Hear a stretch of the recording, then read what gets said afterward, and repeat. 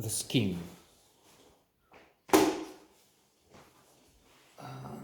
This is a very good documentary, um, which feels like a good thriller, a good um, motion picture, which is indeed what a good documentary should be. I mean, if it's just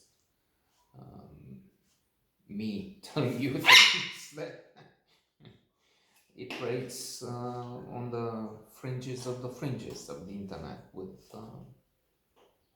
very few views. So this one, Scheme, deals with a fascinating subject. It has elements of comedy in it. It challenges imagination, and you tend not to believe it, which brings to mind the same leitmotif I have. Adventures in the Screen Trade. For those who have seen some of the notes, know that in fact the rate is increasing lately. I think it's 3 notes in 4 mention that astounding book, which has everything, including something connected to this about Hitchcock, about Redford, about Dustin Hoffman, Al Pacino, actors in general, directors, the idea of the author film, about screenwriting, how Newman, Ponyo, Marlon Brando,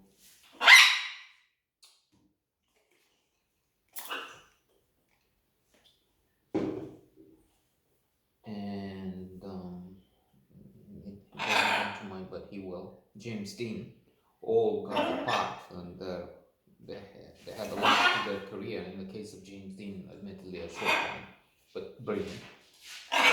Because Montgomery Clift turned down 3 roles, and then you have these 3 other giants. But Lancaster said his knees were shaking when he saw Montgomery Clift. He was so powerful.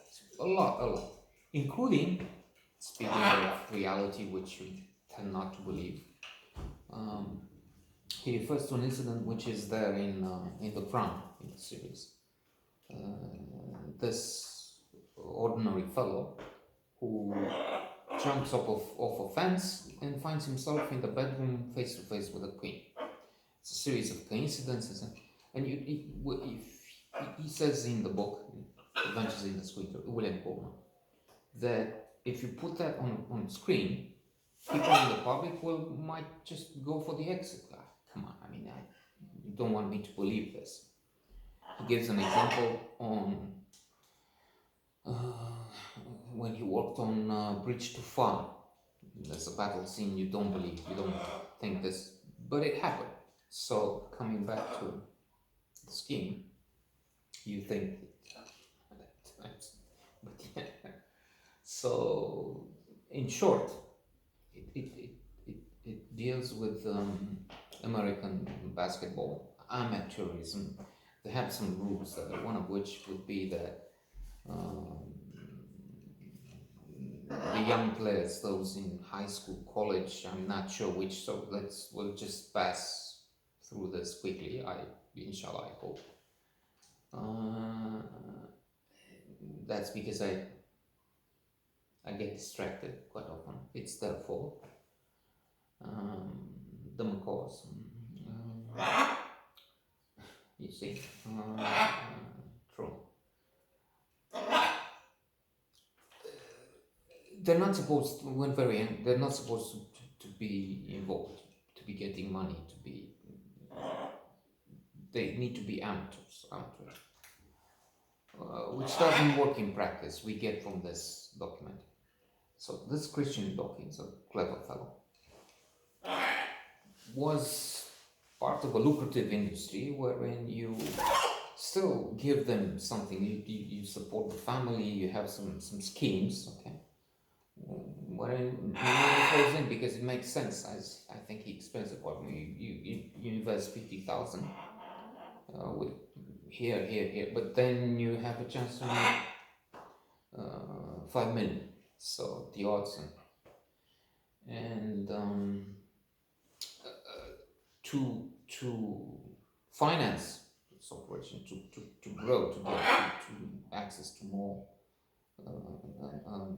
promising players and support their families and answer to various requests they have: car, house, college tuition. He meets some financiers, but the FBI enters into the scheme,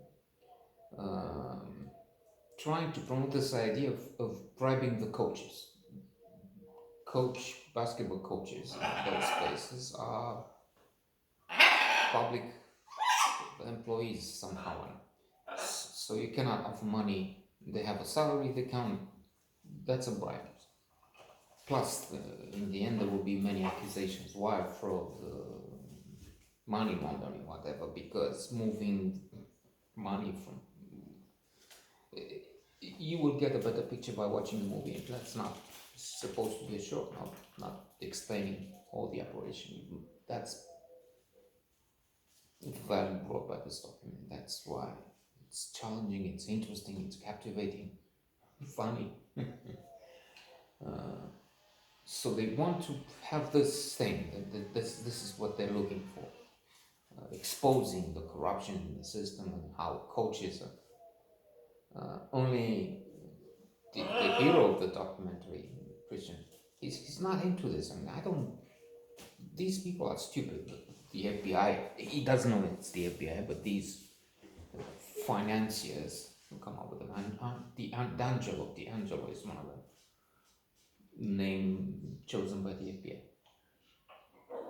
This guy's fucking stupid. He talks to various people. I mean, I'm not gonna do this because I don't. I mean, he can backfire. The coaches are not. It's not working. Again, you have to watch the documentary. I'm not going to explain more on how the site doesn't work. He's bankrolling the families of the promising players. Not it's, so there won't be a case there. What he does is he takes the money and uses it as he thinks fit in this one.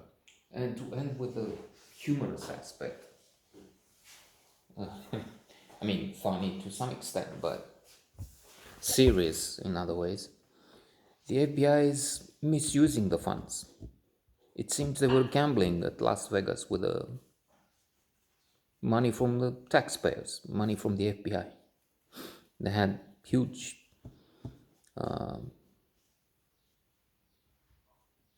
amounts of cash at their disposal, and